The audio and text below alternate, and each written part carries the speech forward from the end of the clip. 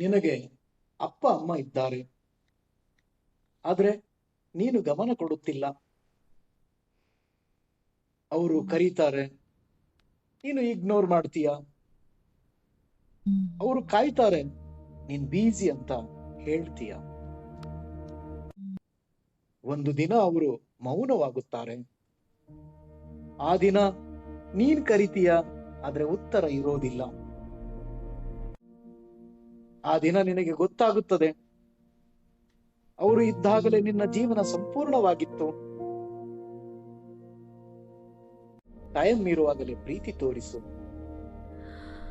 Simple sense ಇದ್ದರೆ super life.